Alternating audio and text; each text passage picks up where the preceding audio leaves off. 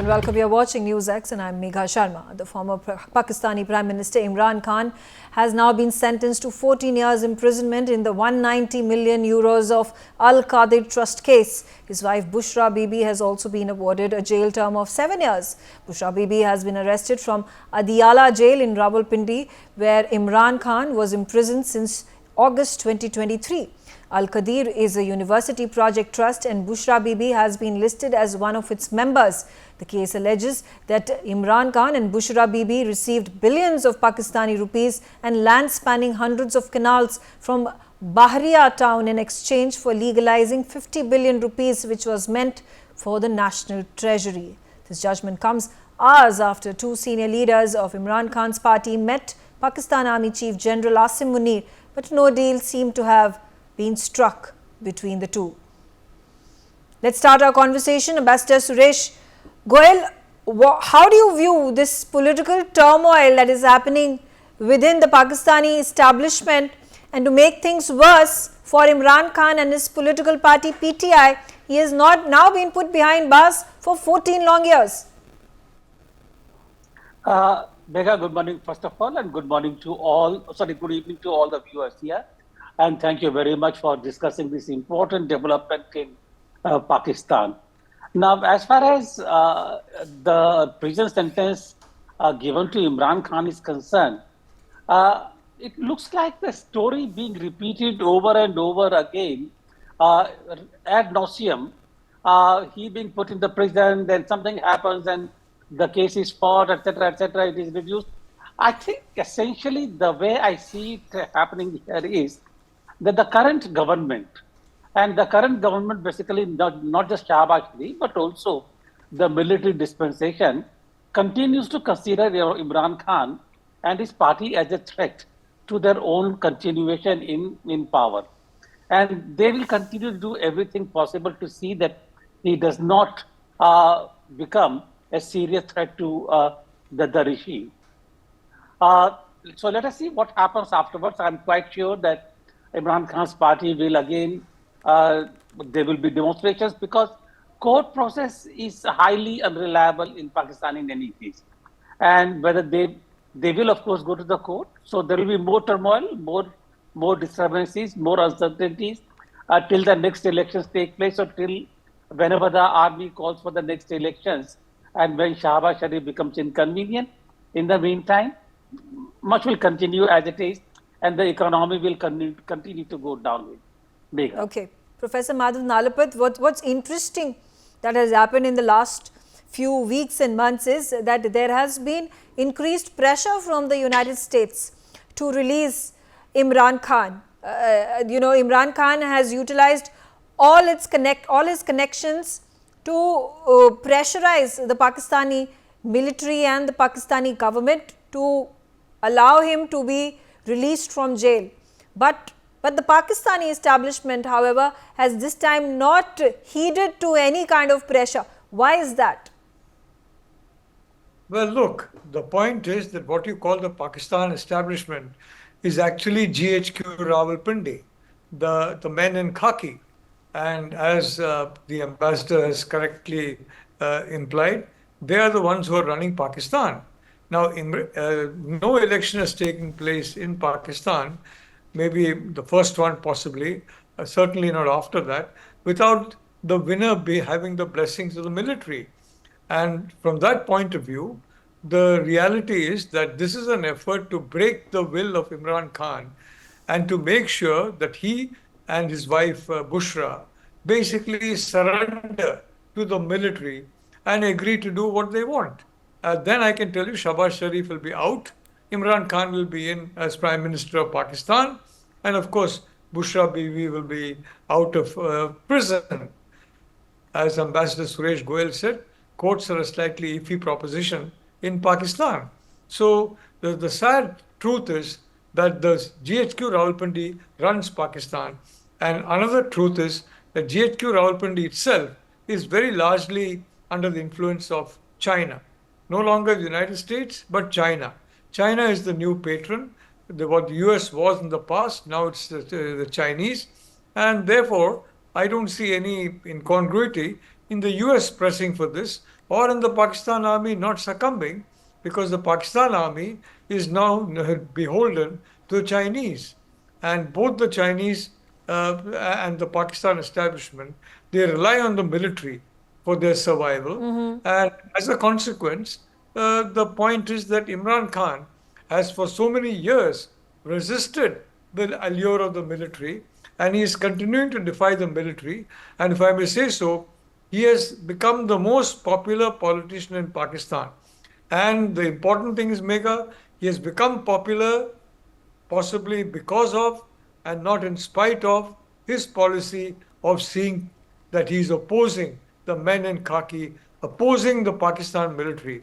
It's high time a civilian leader did that, and I'm very glad Imran Khan is still continuing without his will being broken. But the military is betting that more and more punishment, the more and more punishment is put on him, the quicker will be his again surrendering to the military, as he did before he became prime minister. He was completely in the grip of the military. Then he understood the military situation and got away from it, and now he's become the enemy. Once he makes up with them, he'll come back as prime minister, but that hasn't happened yet. Tahir Naeem Malik, Pakistan senior journalist, also on the telecast with me. Tahir Malik, what's the sentiment on the ground? What are the citizens of Pakistan thinking and feeling and voicing? It's nothing new in Pakistan. People were expecting such kind of decision from the court, because we have seen in the past that it's only the seat of prime minister which has been given punishment and imprisonments and all sorts of hardships. No other public office holder in Pakistan, whether it is bureaucracy, whether it is civil military bureaucracy or establishment, which has ever been brought to the in front of the court of justice. So sadly, it is the same musical chair from 1986 to 2024. Nothing much has changed. We have seen in the past, from Junejo to Benazir Bhutto to Sharifs, they were twice and thrice sent out of power, and the charges of corruption were leveled against them. They were ousted, the verdicts were given against them, and then they came back.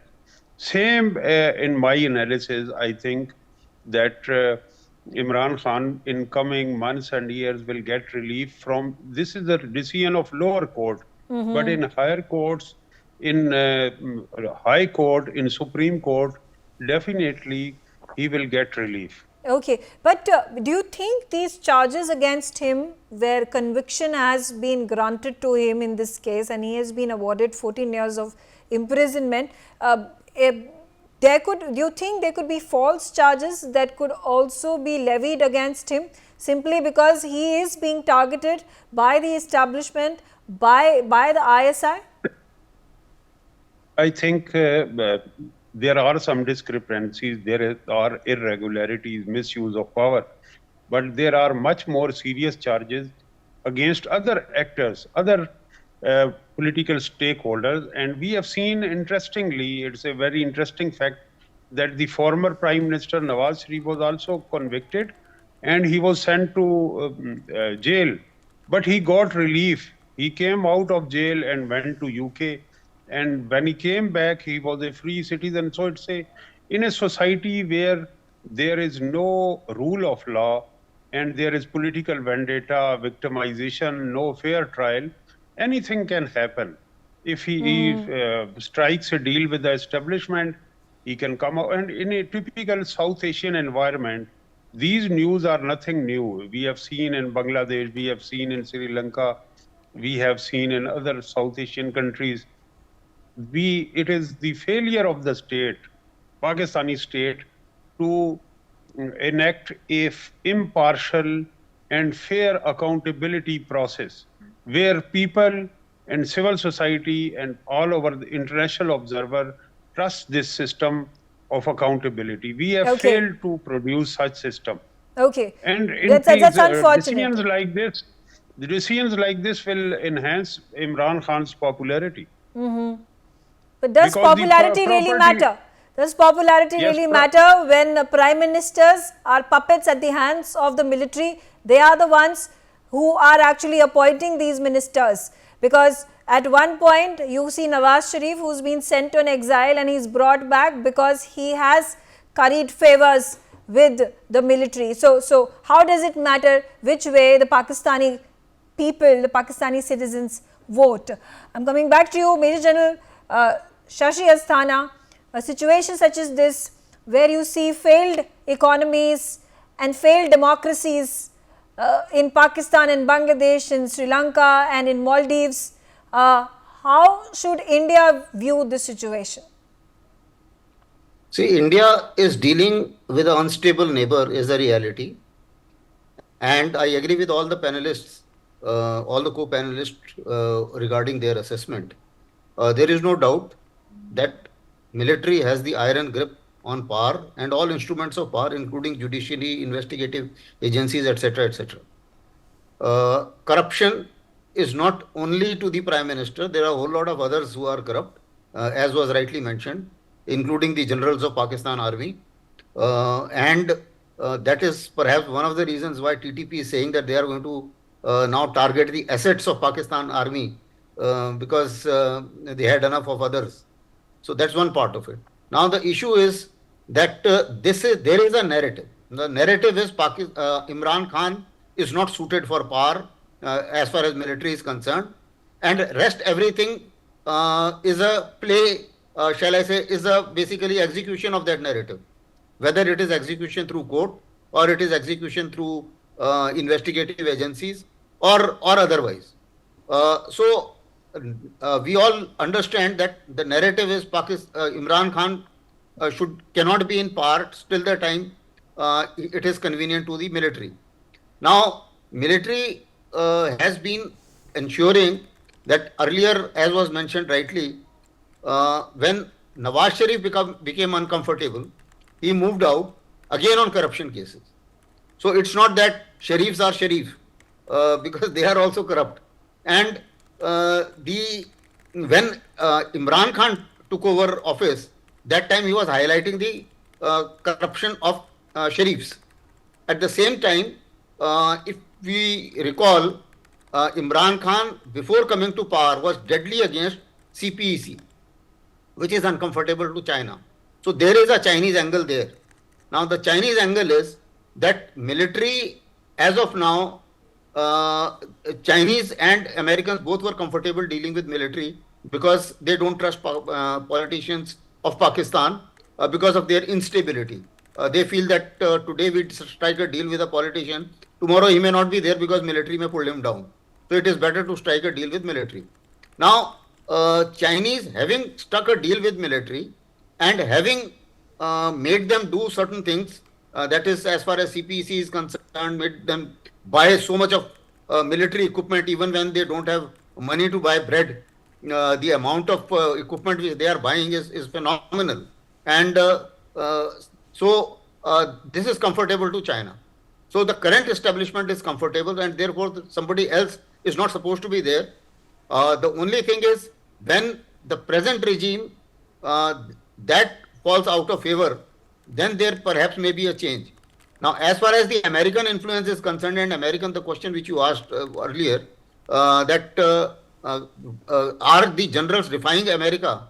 The question is, I don't think America is very much interested in Pakistan as of now because of so many factors. The relevance, they are not there in Afghanistan. There perhaps the reliance on Pakistan is doubtful. Trump is in power, has won the elections. He is not a very great friend of Pakistan. So considering all that, and also the Americans have also now perhaps accepted a reality that Pakistan has drifted to China, and perhaps it may be difficult in this strategic space to compete with China for various reasons. Okay, all right. Okay, yeah, you've made your point. I don't think that would be there. Got it. Ambassador Goyal, I'm going to come to you and ask you what went wrong when Imran Khan was once the blue-eyed boy of the military. He was cherry-picked to become Prime Minister. He finished his term, but then, very swiftly their relationship worsened.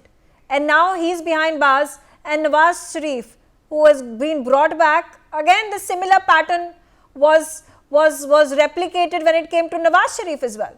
Because he was Prime Minister and there were problems that erupted. He took the deal, grabbed it by both hands, whether either you stay in prison or you stay in exile in London, and this has been often repeated. So what went wrong with the military and Imran Khan? You have said it right, and other panelists also have said it, that essentially when Nawaz Sharif was the Prime Minister, he began to question the army's hold over the power, and he was thrown out. He was prosecuted on charges of corruption, which has become a standard political theater in Pakistan. And when Imran Khan did that, he was again tried for corruption. Same political theater continues. So what is given and what is constant is that any kind of challenge to the influence of army in Pakistan will be dealt with very severely through these kind of processes till you are finished. Nawaz Sharif went to Dubai, he went to London, he was not finished. He came back because basically Shahbaz Sharif then became a conduit for Pakistan Army's power. The same has continued. Megha, my question really here would be slightly different. My question is that for the last more than 5 decades, Pakistan has continued despite what happened in Bangladesh. And despite the fact that Bangladesh began to progress and develop much faster than Pakistan, till Pakistan actually became an economic basket case. But despite all this, Pakistani army has continued to drain Pakistani resources through land deals, through various kinds of things.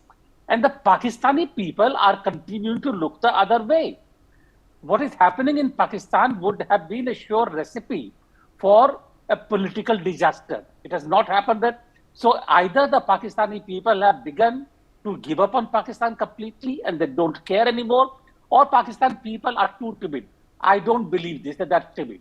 But I think they have given up on Pakistan, and that's a danger, because that giving up, combined with the fact that China is trying to create its own influence areas in Pakistan, the very fact that even the American deep state is not interested in Pakistan anymore, the very fact that Trump, who is actually the enemy of the America, or who is actually against the deep state, Trump is certainly not going to give up on to get cuddle up to Pakistan or Imran Khan or anyone at all there. Afghanistan is not a factor anymore. TTP is questioning Pakistani army. Combined with all this, this is a sure recipe for disaster in our neighboring state. Yeah. Which will either go to China or will become so unstable that we will have a problem. Okay. I think we should be alive to this danger. Yes. Okay. All right. Professor Nalapat, do you think more concerning and worrying for India should be that there is a re-establishment of ties that is happening between Bangladesh and Pakistan, where visas are being waived for Pakistani nationals to arrive in Bangladesh? There have been a number of these cargo vessels that have been traveling from Pakistan to Bangladesh, which is something of a novelty because it has never happened in the past. So and there have been a number of Pakistani officials have also ended up traveling in Bangladesh. So there is space being created for Pakistan and in terms of building some sort of a cordial diplomatic ties and even trade ties. So what's happening in that regard, and how worried should India be? Well, Megha, you're quite right. The fact of the matter is that Bangladesh, unfortunately, has fallen under the grip of the Pakistan military once again. After having been liberated way back in 1971, it's again fallen under that grip. And yes, there will be an effort to create problems in India, but I am certain the government of India is alive to that and they'll take action. Let me answer your question about why the army chose Imran Khan and then threw him out. They chose Imran Khan because they thought he's the darling of the West. Cricketer, flamboyant, Pakistan captain, knows a lot of people in London very well. I mean, a very popular sort of chap across the world, and especially in the West. But unfortunately for the calculations of the military, when Imran Khan came to power as the Prime Minister of Pakistan, his friends in the West were nice to him personally. And in fact, he had married a British lady, a very fine British lady, Jemima. And of course, he divorced her for political reasons. But the fact is that he completely failed to re-establish good ties to the West. So that the West will again continue to give a lot of largesse, a lot of money, a lot of equipment and help to Pakistan. That didn't happen. Well, he was brought in for that purpose. He failed in that purpose. They threw him out. And when he realized how brittle his fate was, how brittle Pakistan democracy was, he turned against the army, and he's still against the army. And may I say, he turned against the United States also. You'll recall that he said that the United States is out to get him. I don't think that is true.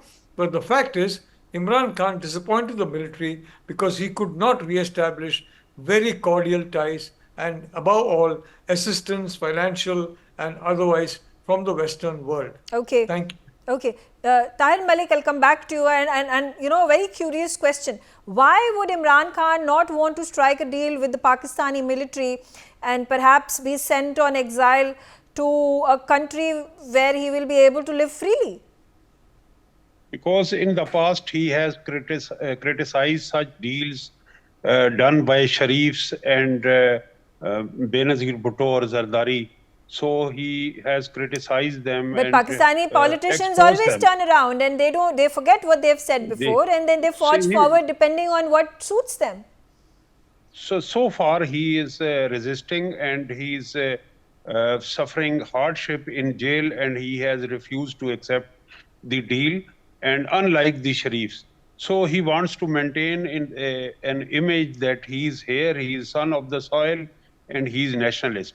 As far as your other panelists were saying, again, the role of China, Pakistan's military still enjoys the support of West.